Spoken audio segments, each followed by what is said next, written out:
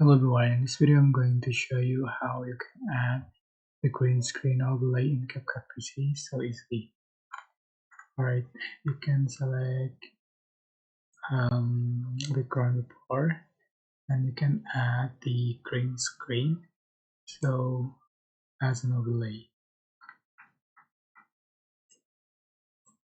Select the green screen and put on top. So we choose this green screen overlay and adjust for size and position. And you can go to CapCut or remove the green screen color.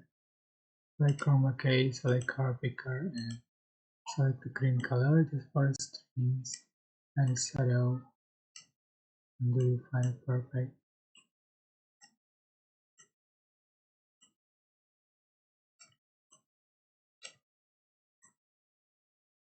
Go. That's it.